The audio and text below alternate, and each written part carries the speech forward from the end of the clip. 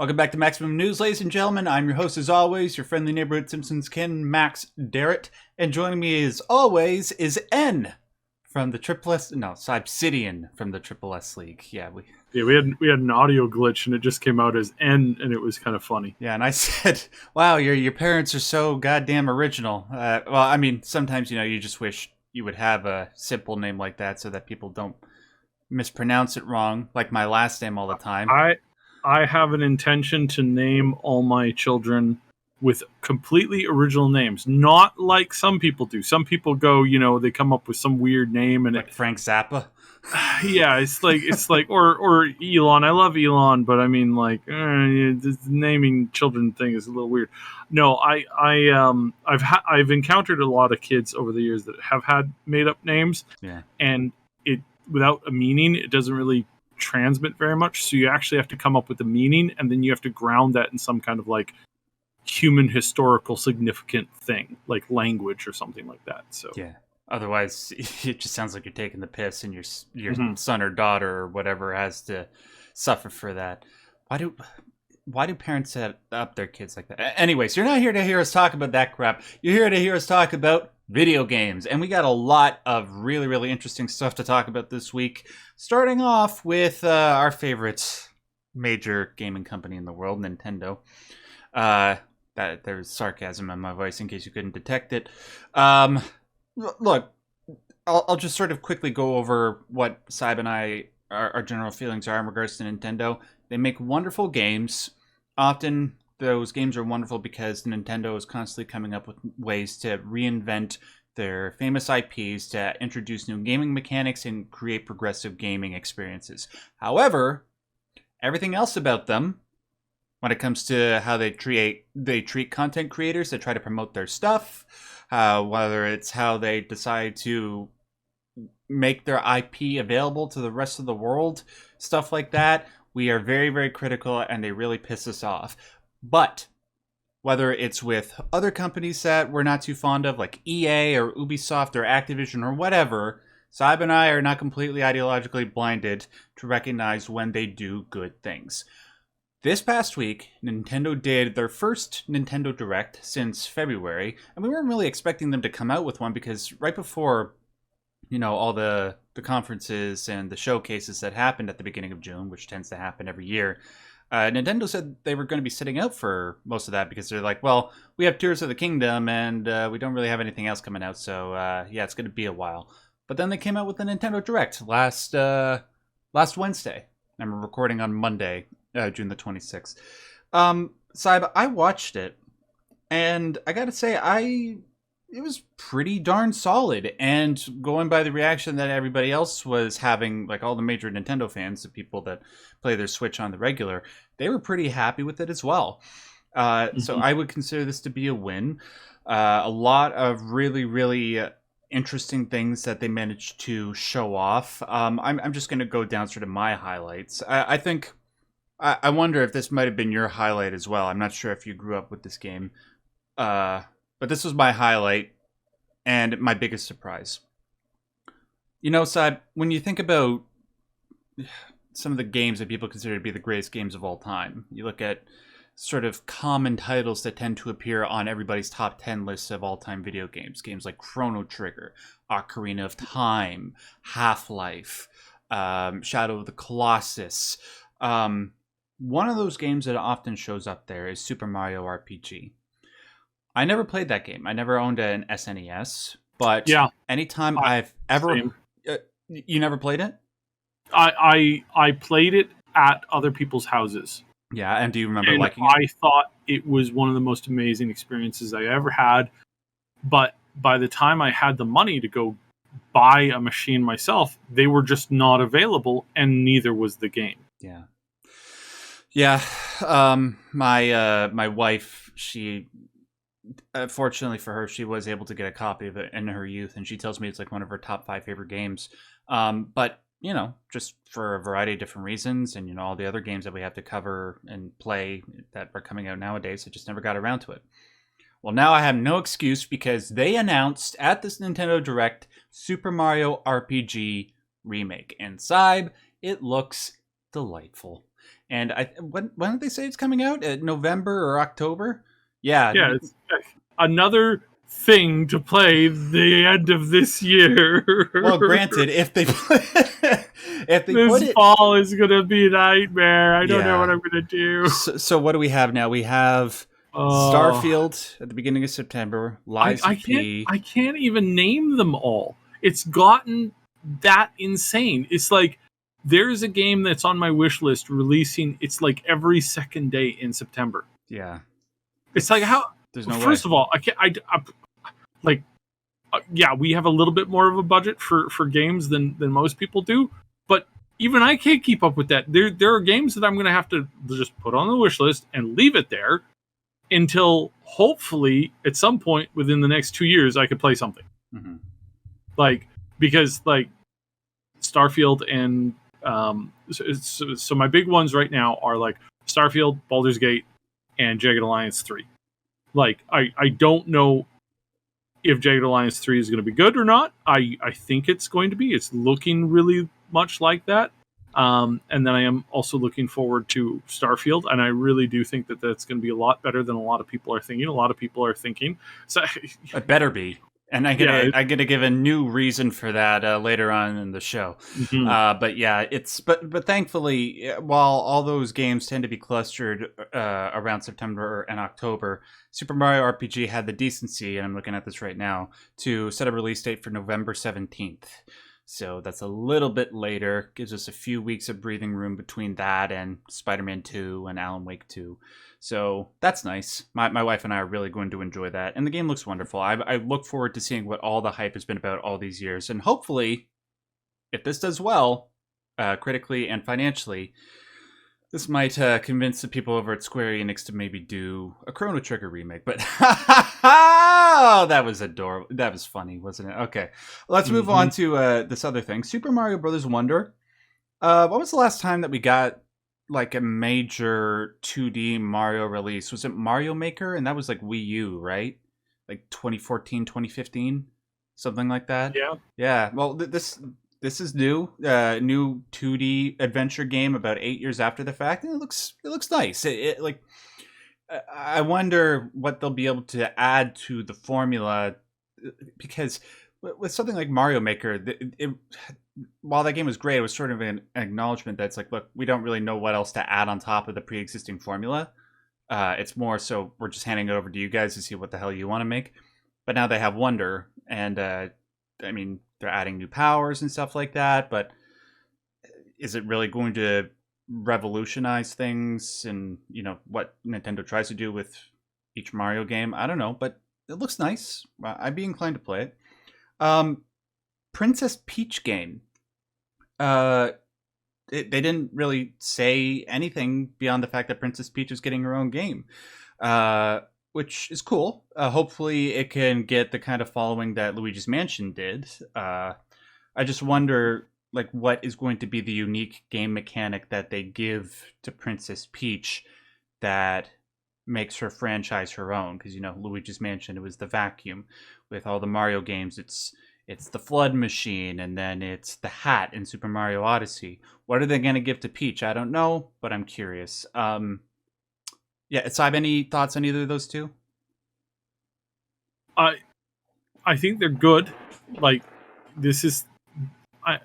I'm glad that we're seeing more coming out of these genres, and like, and again, Nintendo does...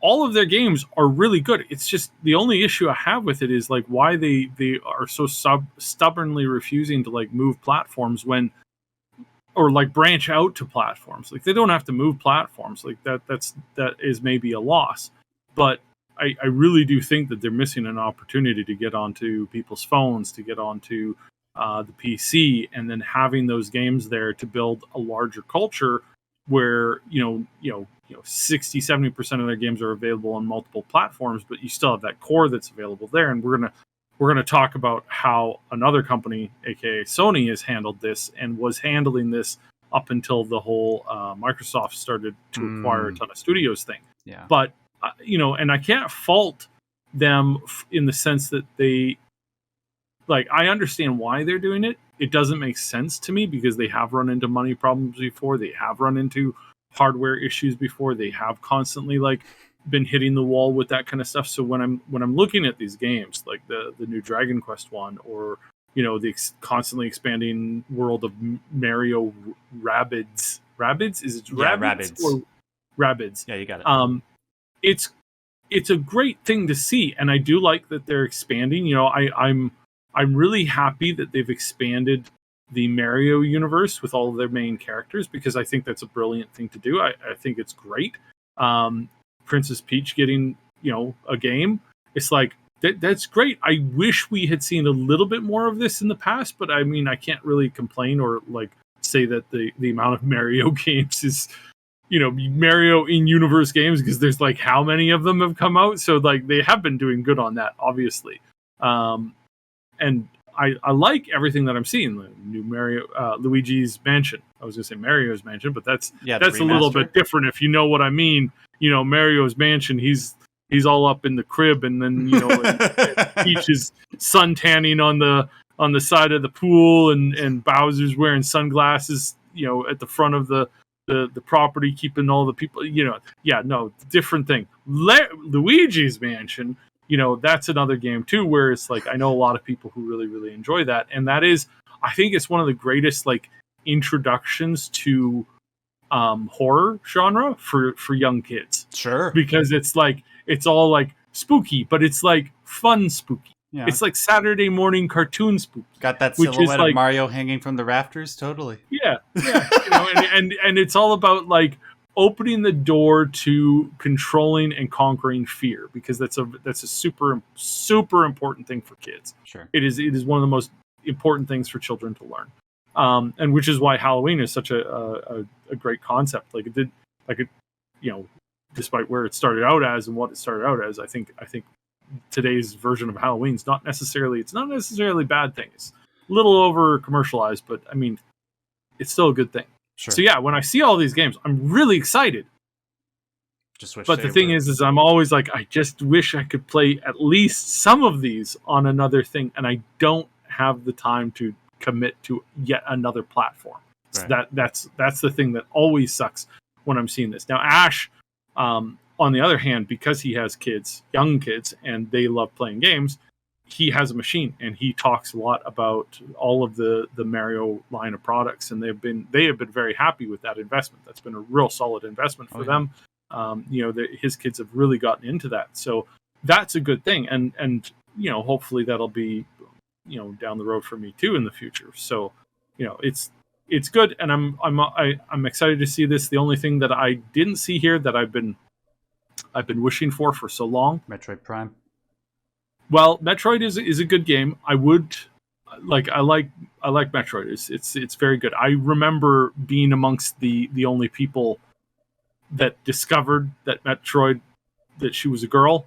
Mm-hmm. And I remember this when I was like riding the school bus to like grade school, and we were all talking about it, and it was this discovery that we thought would change the world. Mm-hmm. So that was great and hilarious. But the one thing that I've been longing for a really long time is like a new Zelda game where the main character is actually Zelda, and you're like playing like ninja stuff, like because of her alter ego. Yeah.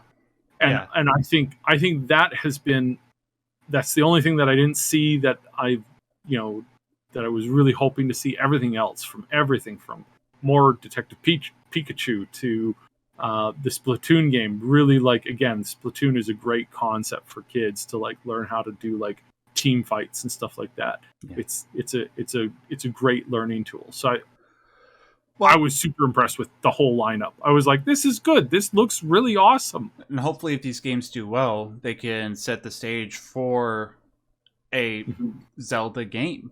But like if the movies, especially if they can, like they come out with the Legend of Zelda movie, which looks like is going to happen and is financially successful, then they'll be able to weaponize these secondary characters, even though Zelda really shouldn't be considered a secondary character, and give them the attention that they've always deserved. So hopefully Princess Peach can set the standard for that. Now, speaking of kid-friendly, Metal Gear Solid. I mean, I played that game when I was 5. Yeah, totally kid friendly.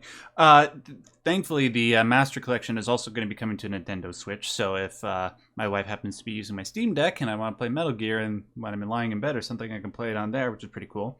Same thing with Batman Arkham Trilogy. Really curious to see. Yeah, I'm sure it'd be able to run back Arkham Asylum and Arkham City fine. I'm curious to see how they'll handle Arkham Knight because that game still looks pretty damn good. Mm-hmm. But yeah, glad to see that. I think it was in this Nintendo Direct also that they confirmed that Sonic Superstars is going to be co-op. Ever since I saw that first trailer, I think it might have been at Summer Game Fest or at the PlayStation Showcase. Can't remember. You and I, Cy, thought the game looked really damn good, and I was really inclined to buy it. Now, it's probably going to be a must-buy because it is co-op. I'm definitely going to be wanting to play this with my wife. So, kudos. And then there's just a whole bunch of other things that didn't really interest me personally, but I know was damn well going to interest other people. Detective Pikachu, like you said, Side, that was really interesting to see them. Pikmin 4 coming out in July. Happy for the people that are a huge fan of that franchise. You mentioned Luigi's Mansion. Luigi's Mansion Dark Hope is getting a remaster for Switch. And then they started off with Scarlet and Violet DLC. I was curious to see how people responded to that, since the controversies that the game received upon release. Yeah, if you go to the trailers for those DLC side, people are still really not happy with how Scarlet and Violet turned out, complaining about frame rate and glitches and stuff like that. But I don't know. If you don't care about that stuff, I guess I'm happy for you. But overall, a lot of great announcements, a lot of stuff to look forward to. Hopefully at the next Nintendo Direct, I know this is a long shot, but I do hope at some point we're going to hear about Metroid Prime 4 again.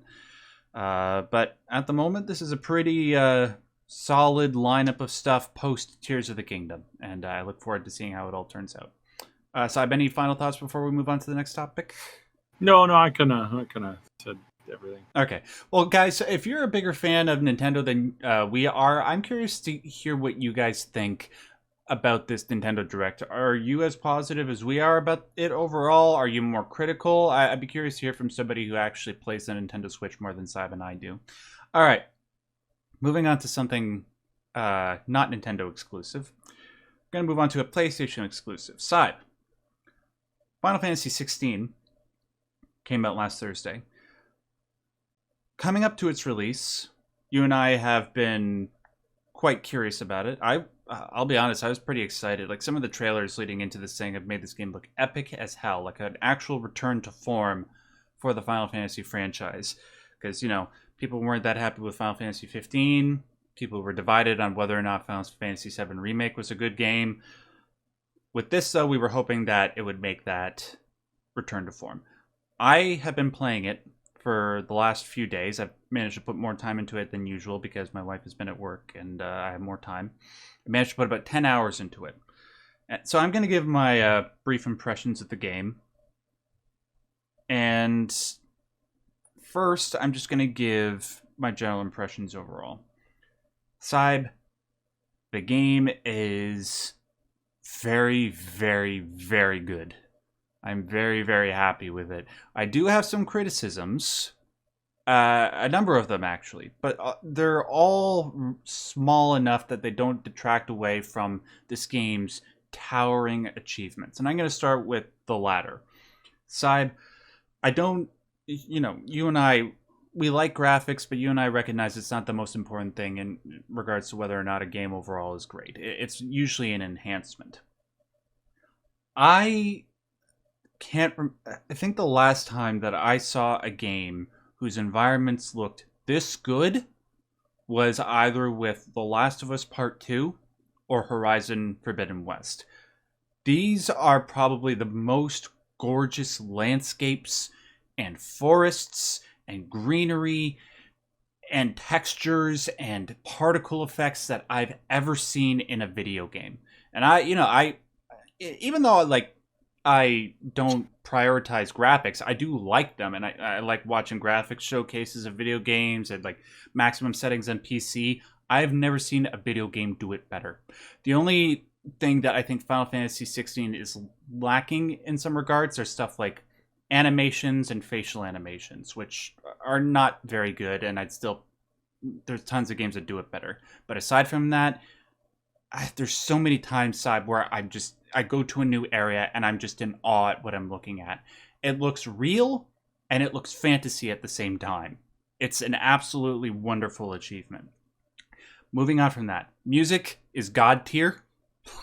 Side, remember, I don't know what the instrument is. Maybe it's a piano, but when you're playing Oblivion and you're walking around in the world and nobody's attacking you, and you hear like the little light plings of the piano where it's like da da da da da da da da, and it's just that feeling of zen that you feel when you're walking amongst the greenery.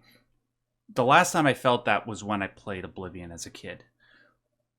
It has that Final Fantasy XVI's combination of music and exploration in the world gave me that feeling that I felt the first time I played Oblivion 17 years ago. It's just majestic.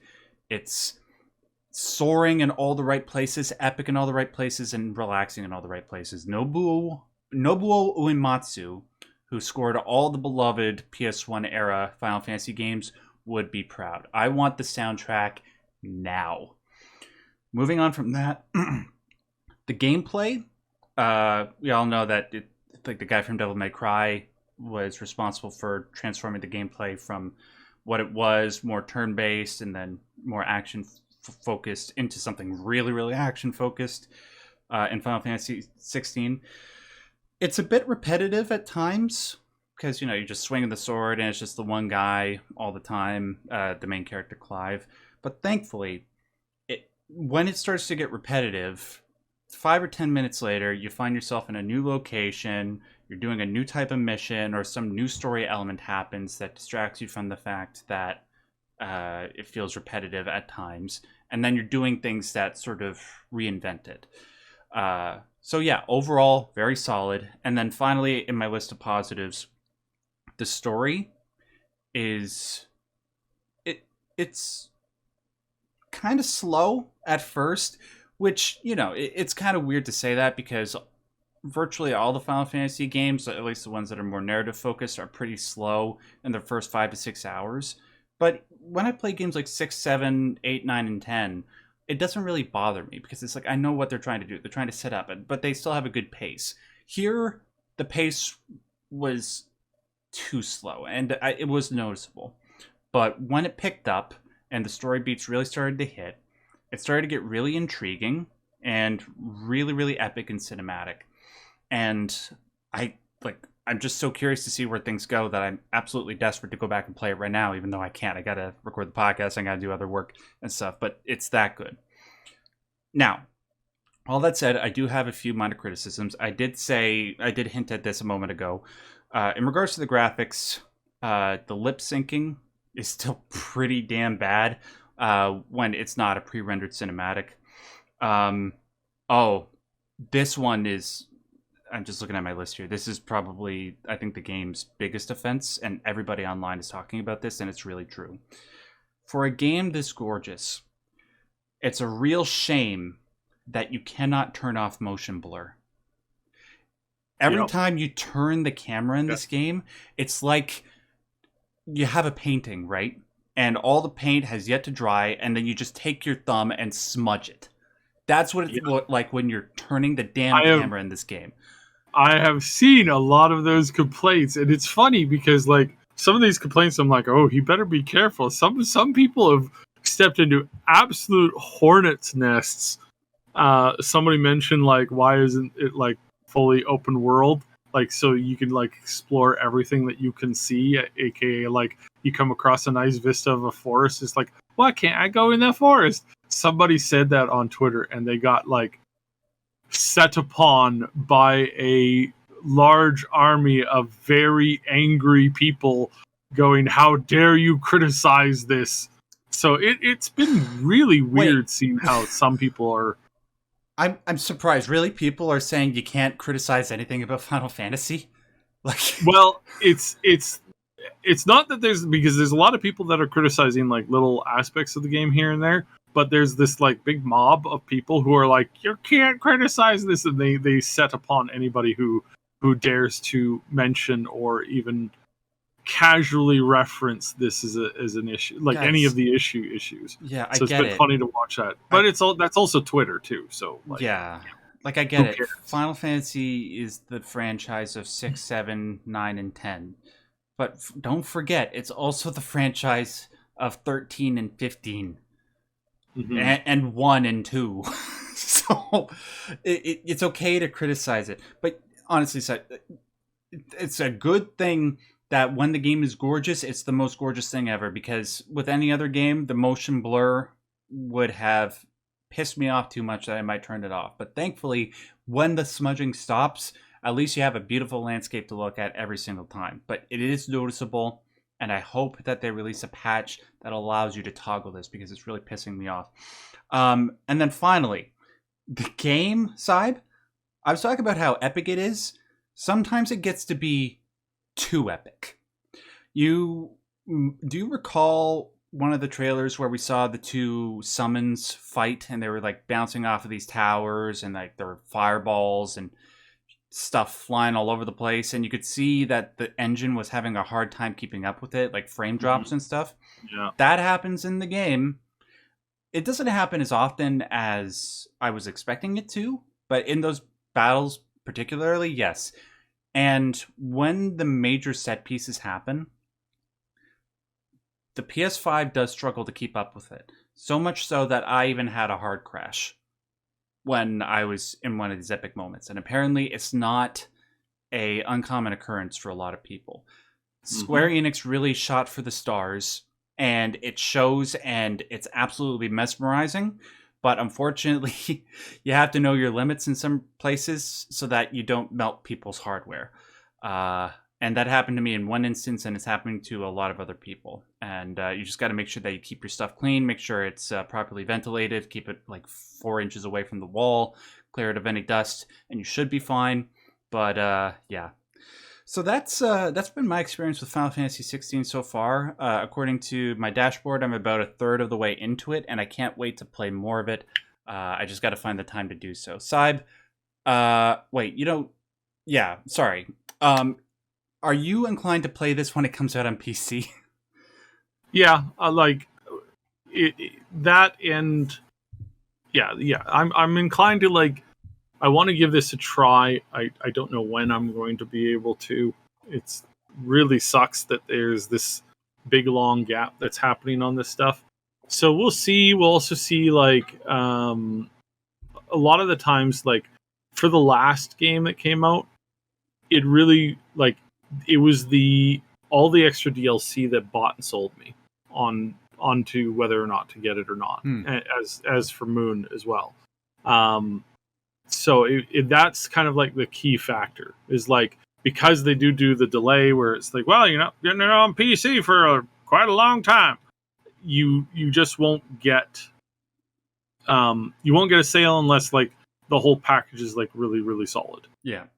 Because in a lot of these cases, I'm more interested and I would prefer to get into the game and I would prefer to experience the game when everybody else is. Sure. But I can say for sure, without a doubt, I have a distinct disinterest in trying to play a game when it's been out for a couple of years and all of the story bits and all this stuff is like it's become memeified to the point where there's no way that I can avoid, seeing the story, getting the full experience from it, all that kind of stuff. It's just if that's just not there, then yeah, then we're gonna have some difficulty. Well, I'll tell you this: with the 10 hours or so that I played of it, it would be interesting to see. I would be shocked if the majority of it ended up being spoiled for you, so that you wouldn't be able to enjoy it. Otherwise, what am I trying to say here? It's sort of like people have been comparing it to Game of Thrones, right? If you have one or two elements of Game of Thrones spoiled for you, that's not going to ruin your overall enjoyment of the show because like the character arcs and the narrative storylines are so interwoven that one or two things isn't going to ruin everything. And that's very much how the story of Final Fantasy 16 seems to be setting up itself. So if that happens, I wouldn't, feel too discouraged to pick it up when it inevitably comes to PC.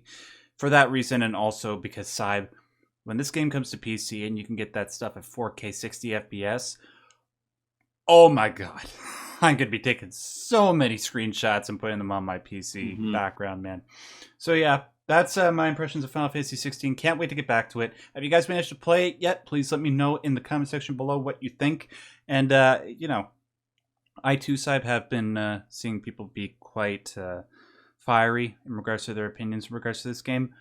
We do welcome criticism. Just please try to be civil and try to be calm when you express it, if that is in fact what you want to do.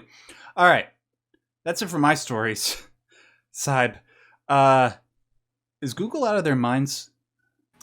So Google is run by a bunch of people who don't know what they're doing. They're just kind of like, oh, we're Google.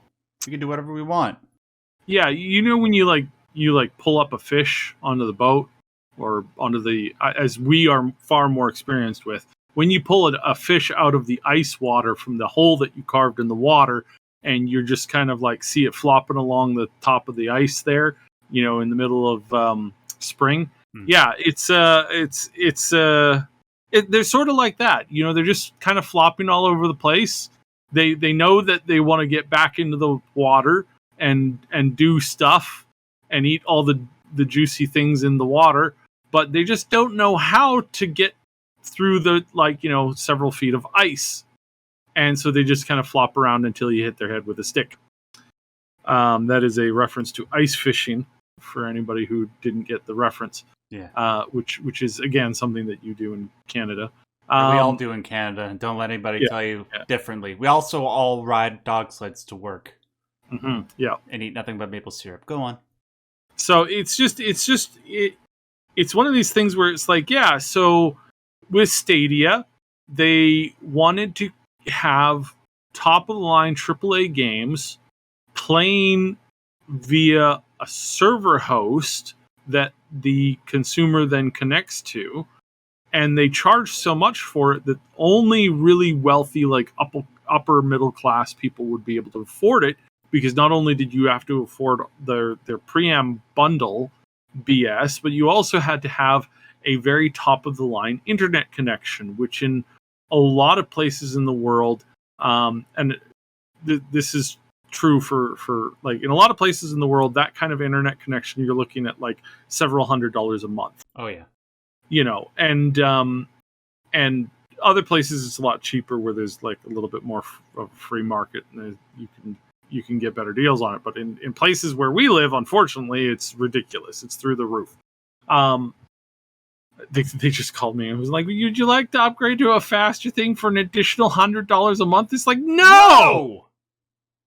I'm already paying several $100s a month. No! So it's really ridiculous.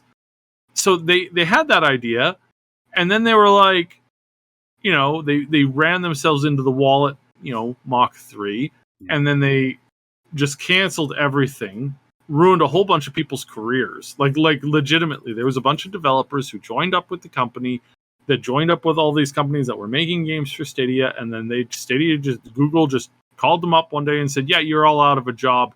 Oh, by the way, we still are holding you to your non-compete contract, so you can't go work for another company doing what you were doing here for like 2 to 3 years. Yeah.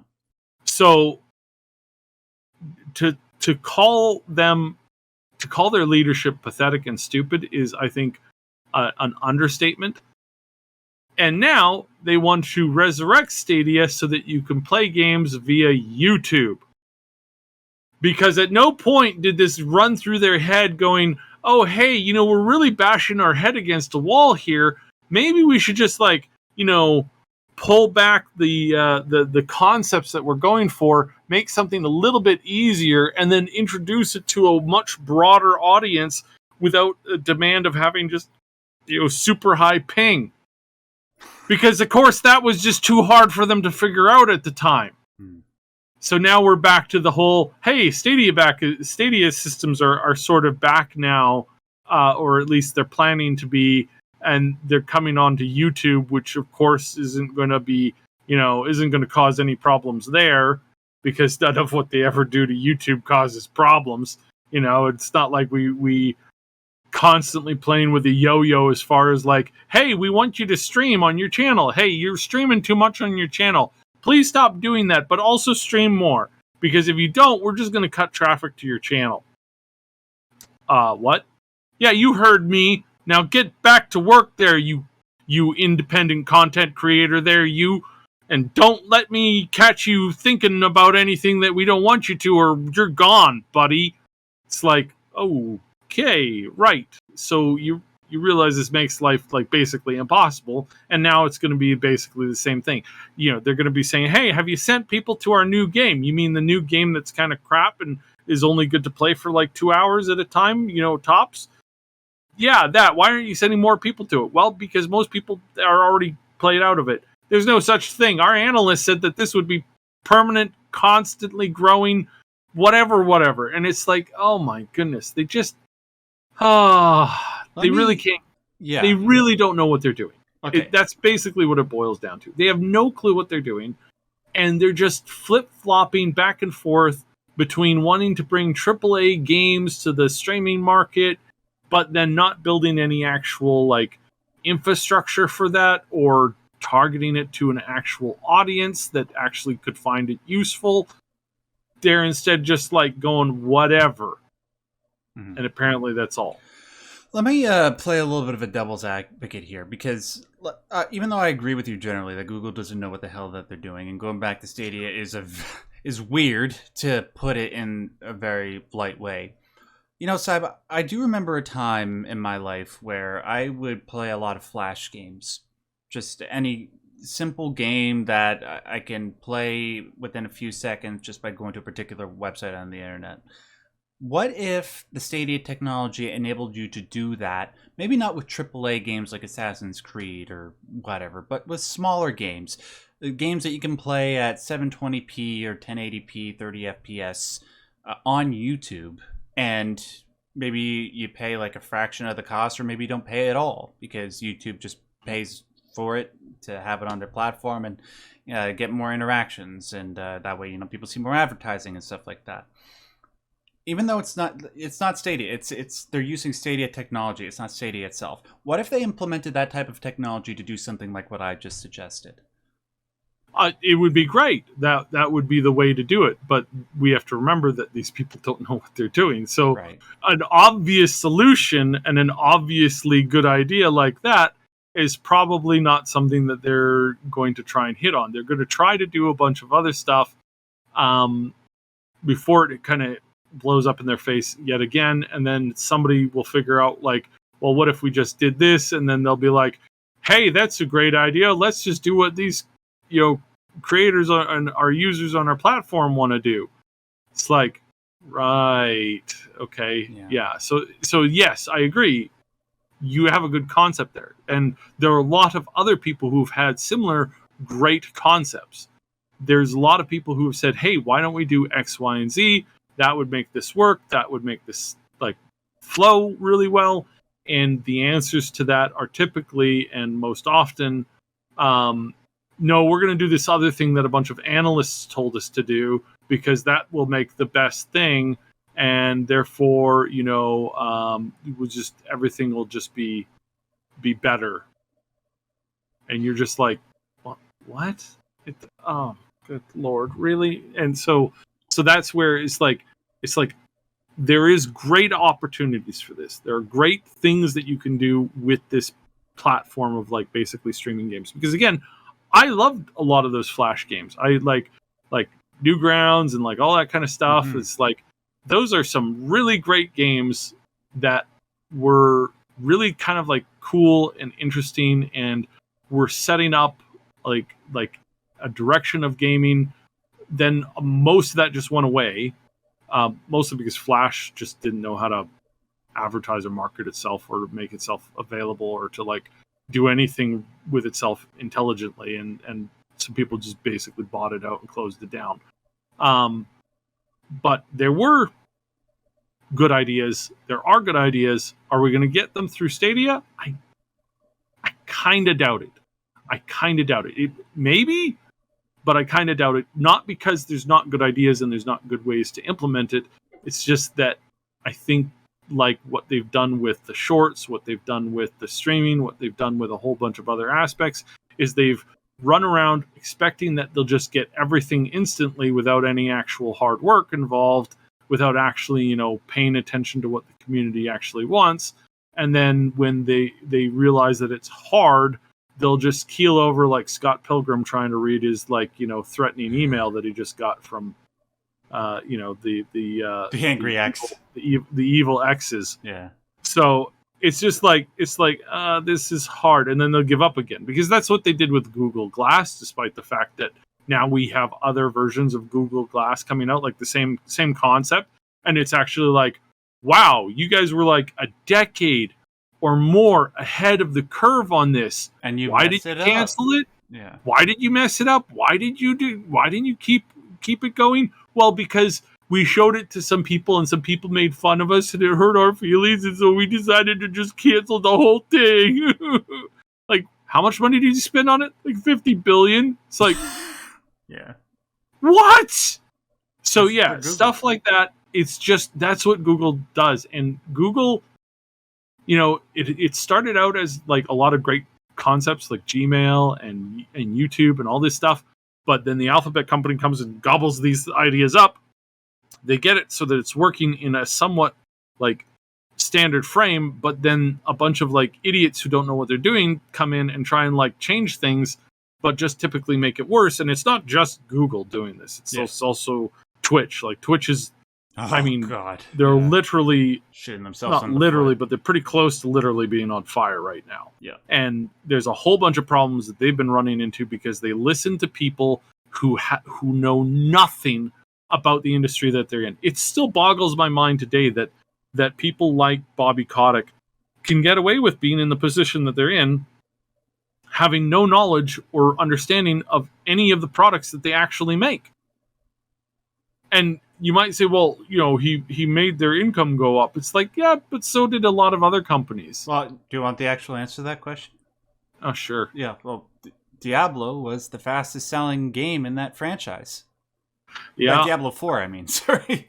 Diablo 4, yeah. And the thing with that is, like, why it was the fastest selling game is because it was the first game of 2023 that was actually, like, available during a downtime in other things to play. And I can't tell you how many people who said, yeah, I got it because there just wasn't anything else to play, and everybody else was completely silent, and I didn't know when we were going to be getting anything. It's like, oh man, did he luck out on that like an absolute, just like got so lucky randomly. Yeah. Maybe it's not random. Maybe there's more to it. You know what the I don't know. solution to that is, dude? It's called 2 minutes of research. Anyways, let's just move on from this. Yeah, Google's going to mess it up. So, interesting, hilarious. No doubt they're just going to, like, run away with things. So, in more depressing news. In more depressing news, so Elder Scrolls 5. There was an article that came out. Sorry, Elder Scrolls 6. Yes. There was an article that came out that said, and this is why the 5 is on my head, it says that it is 5 years away. All right, that's it. I'm gonna, yeah. Bye, guys. I'm just gonna go cry in a corner. Be right back.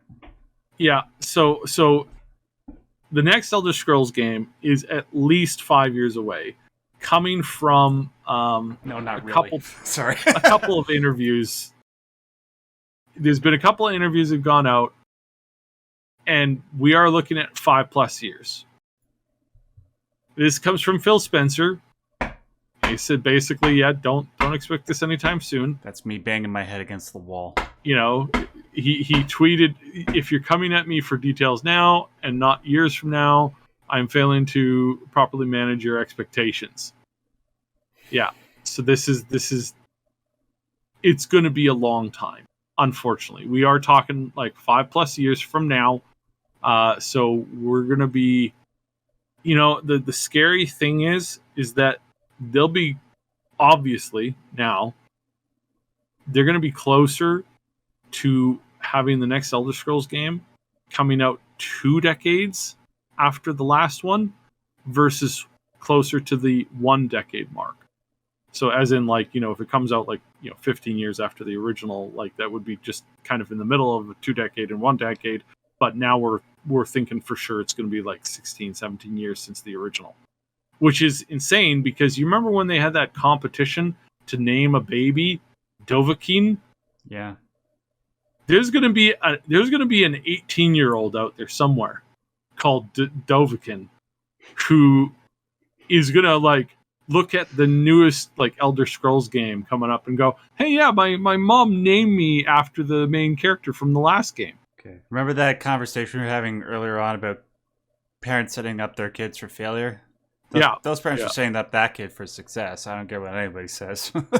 Yeah, I mean, he's the Dovahkiin. Like, seriously, it's going to be great. Although it does mean that his mom had sex with a dragon, but... Yeah, you know, that's how it works. It's called sandwich making here. We use the term sandwich making. That's my bad. Yeah. So, I mean, this is not great news for people who want a new Skyrim right now. Mm-hmm. But I would like to point out all of the advancements they've made in the current engine. And if they had pumped out if they had made it, you know, if they had got Fallout 4 out like, you know, a year sooner and it looked slightly worse than it did when it came out. And then if they popped out another Elder Scrolls game like 3-4 years ago, like it would just be a slightly better version of Skyrim. That's it. And I know that's what some people want. Yes. I know that's what some people want. But I promise you can get that with mods. Like, you really can. And I know some people are like, I don't want to have to mod the game to fix it. I get that. It. But it is worth it at the same time. But at the same time, like, again, this hurts for people who want a new Skyrim game. Sorry, new Elder Scrolls game. For people who want a new Elder Scrolls game, they really want this like out as soon as we can. And they would have preferred to get this rather than Starfield. And I understand that. I think Starfield's going to be a great game. I think the tech that we're seeing is going to like help to revolutionize what we're getting in the next Elder Scrolls game. I really do. I think the next Elder Scrolls game is probably going to be like, there's a good chance that it's probably going to be Todd Howard's last game. So that's something to kind of like think about, because I mean, he's getting close to like retirement age as it is now, let alone like, you know, a decade from now. So yeah. What'll happen? What'll we get? What'll we see? What will we... If I'm having to wait another 7 years, it better be called Elder Scrolls 6 Tamriel. Yeah. And, well, here's my thought.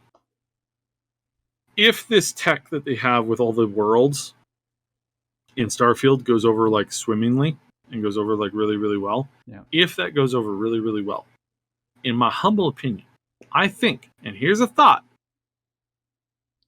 perhaps what we will see is a dimension-hopping Elder Scrolls game, where you get to go to, not dimensions, that's probably an incorrect term, but what's one of the biggest mysteries in the Elder Scrolls series? What's the biggest mystery in the Elder Scrolls series? What's the that? Biggest thing that nobody has an answer to, like a full, proper answer to. Oh, is there anything outside of Tamriel? Well, that, but also where did the Dwemer go? Oh, yeah. And there's been a lot of the really good lore on it says that they basically hop dimensions. What if there's just so many more dimensions, or maybe not like 1,000 of them, but maybe there's like, maybe you can go to the realms of Oblivion. Maybe you can go to one or two other realms. Maybe you can go to, a couple different dimensional type things that the Dwemer are in. Yeah. And maybe there's not just Tamriel. Maybe there's hundreds of other planets, because maybe they took a bunch of members of the other, species of all the other species that was on Tamriel with them. Like, that's possible. They maybe the snow elves are out there somewhere. That's a thing that would be really nice to see, because there's all these great mysteries that once you allow for or open a chance to like hop dimensions, it's like, oh, now we're talking. Like, if this is the tech that they can perfect via the course of Starfield's release and really get it hammered out, then the wait might be worth it if you can literally explore like multiple dimensions of not only Tamriel but like all the other places. I'm not huge on that though, because I don't want to go like it works in the context of a game like Starfield. But with Elder Scrolls, if I'm going to be hopping between dimensions, I want to go to stuff that exists within the lore. I don't want procedurally generated stuff. I want to go to Oblivion. I don't think they'll do more procedurally generated stuff. I think I don't think we're going to have 100 different worlds to go to. I'm quite serious about this. I think we'll just have the main key, like 5 realms. We're going to have the Oblivion. We're going to have the what's the one that you went to in the DLC for Skyrim? The one with all the books and the tentacles. Yeah. This is gonna kill me. Which you have to be careful when you're Googling. If you Google books and tentacles at the same time, you might get something probably not what you're thinking about. But yeah, that place. We've got 1 or 2 other realms in the lore, that's for sure. The Shivering Isles. Like I said, we've got the options to go to wherever the Dwemer went, and possibly another place where the Snow Elves are. Mm-hmm. And to me, if these things are approached kind of like, just it's there if you want to go. Like, the main story is going to offer you the ability to go exploring, but if you just stick with the main story, you're done in 40 hours, you're good to go. So that's kind of where I'm like, I think this is quite possibly one of the better ways that we could experience the next game, because again, if we just got something that was based in another province and you don't have the full access to the full Tamriel, like, was it really worth the wait, kind of thing? And I know some people are like, yes, obviously, but I think that the way that they make their games and the way that they made their games in the past, they want that, like, not infinite, but pretty close to infinite exploration of, like, people can set out and just explore in any direction and get a completely different experience. And that's what the epitome of, like, Bethesda games are these days. Sure. And what they've always kind of been aiming to, even when you go all the way back to like Daggerfall and stuff like that, it's like, that's what they were going for originally. They didn't want this like narrow, tight band story where it's like, oh, look at this beautiful view. Oh, that's so cool. Can I go there? No. Why not? Because it's just a view. There's nothing there. There's no experience or content in that direction. You just have to go here and help me finish this quest. In which then you'll get onto another quest and another quest and another quest, and then you're done. You get the end game screen, the credits roll, and you're done the game. Some people, a lot of those people work at Bethesda, don't like that experience and don't think that that's necessarily what the game should offer. Yeah. Now, they did have that weird thing with Fallout 3 where they were like, hey, let's have an ending to it. But I think they discovered that they didn't like that, and their community didn't like that, and so that's the thing that might be interesting. So, yeah, I don't know. They're definitely going to do something big like that. Whether it's, if they do dimension hopping, fine. Yeah, just try to condense it. Or hopefully, I would prefer if they do. I would still prefer that they just do a whole bunch of provinces that they haven't done yet. So Hammerfell, High Rock, Elsewhere, Valenwood. I would be fine with that. But 7 more years. Okay, let's just. I'm getting depressed. Let's just move on. So, moving on to more Starfield would be good. Starfield news. Remember, folks, when you see a story online, it may not be true. So the report came out that there are no physical copies of the game. You will not be getting a disc. If you ordered a physical copy of the game, you will not be getting a disc with the data of the game on it. You'll be getting a piece of cardboard with a code on it that you can redeem that code and then get your game. Yeah, I saw Via that Steam too. or something like that.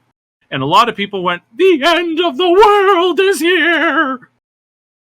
I sort of agree with the concept of this. I think that every time I see a library close because they're like close their physical book section because they have a new digital storefront for their books and all of their books are going to be available, in digital format, period. I always slap my face and go, oh my God, these people are going to kill us all. Because that's the fact that we're going to get like a solar flare in the next 100 years is basically a guarantee, and that'll knock out pretty much every digital source of everything that we have. And if there's no hard copy backups, we're all going to die. So that's kind of bad, and I don't like thinking about that, but I'm a big fan of physical medium. You buy a disc that has your game on it. I like that. I kind of think that they could probably move away from discs and they could probably move to like some kind of like hard copy like flash drive. I think that there's probably a market in there somewhere for that. So that's something that I would prefer. And you think of all the cool things that you could have with that would be really cool. Like instead of like just a thumb drive, it's like a fancy like figure. Sure. That you like snap in half and the drive is inside of the character and then you put that in your computer. It's like amazing. That to me at least. I got some great ideas for that kind of stuff. But this was actually untrue. This was very untrue. The special edition, limited edition, collector's editions will not have a code, will not have a physical disc in it. They will have a code. The regular editions will all have the physical discs in it that you can put into your computer and actually install it. Same with for the consoles. So it actually comes with the actual disc that you can do that.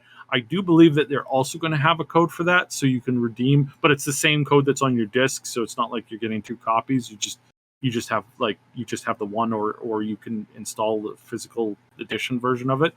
So that's actually what's actually happening here. So a bunch of people were asking why did Bethesda tweet out that there weren't any, and well, that just boils down to somebody in the PR department who was running the tweet didn't really know what they were saying at the time. But the reasoning for this appears to be that they have an unlimited number of codes for the regular editions. That's not hard to do, but the thing that they did is they limited the number of codes that would be available for the collector's edition, right? Specifically the physical collector's edition.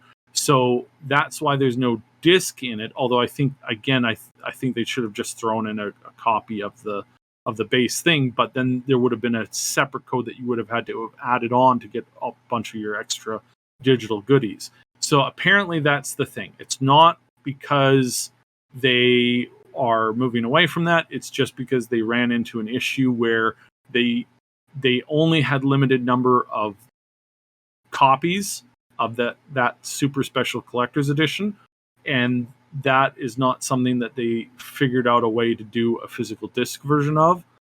So they give you a code. So that I know some people kind of go, ooh, that's dumb. And I'm like, I probably just should have thrown in the disc or found some way around that. But at the same time, I do understand the technical reasons as to why they did that. Mm-hmm. Do I think it's smart of them to do? Not really. I think, again, they probably could have come up with a solution. But the fact of the matter is that they didn't get rid of physical edition copies, and a lot of the people raising their fists and screaming about it was, in fact, they were actually incorrect on this. So that's something to, calm yourself on. It's not, it's just a weird thing when it comes to making key ID identifiers for certain products. And this is what happens when you have like multiple different products shipping of the same thing, right? Where it's like there's the collector's edition, but remember that this is a big step down from where we were a few years ago. Remember when they had to put out a flow chart for how to get all the bonuses for an EA game. Right. I think it was Andromeda, where it was Yep. like, if you buy Andromeda from Walmart in Canada, you get this bonus. But if you buy the Walmart version from the States, you get that bonus. And if you buy this other product from this place over here, and all of the companies were doing this, and it was really dumb. It wasn't just any one particular. It wasn't just EA. It was all of the companies were doing this, and it was really stupid. And we don't like that. And thankfully, they've moved away from that largely as a whole. You still get that from Amazon and some other products here and there, but thankfully they've kind of moved away from that. So that's good news. Yeah. The other thing that's interesting. No, sorry. No, we've gone over an hour, and I do gotta go. I'm sorry. Okay. Yeah, let's just finish it there. But yeah, and the other thing is sort of like just another. It's just about Microsoft buying Starfield and how they were doing that to compete with Sony. Yeah, PlayStation. Basically, the 2-second version of it is PlayStation was going to buy out or lock Bethesda into exclusives only, and they were planning to do that for every AAA game releasing in 2024, 2025, and 2023. So imagine that universe. Yeah. So that's why Microsoft got off their keister and started to buy out companies, because they literally had to, or they would have only been running indie games. Yep. And so, Halo, maybe. Yeah, so that's pretty much it. And lucky for them, they chose the better side of that deal. So, because Sony got Ghostwire Tokyo and Deathloop, which are good games, but they're not Starfield and Elder Scrolls 6. Okay. I think it's really good because PlayStation is very much against mods, so we would not have had any mods coming forward on Bethesda games, and that was a thing that they were trying to like lock them into. So screw that. No. Yeah. I like where we're at. Well, guys, that does it for this episode of Maximum News. Thank you so much for joining us. If you like this particular episode, make sure you give this video a like. It not only helps out this video, but all the other videos on this channel. I want to thank Syb, as always, for his lovely insight and for doing this show with me. Syb, do you want to tell people about the Triple S League before we finish? Yeah, check out the Triple S League. We've got game guides and a whole bunch of stuff over there.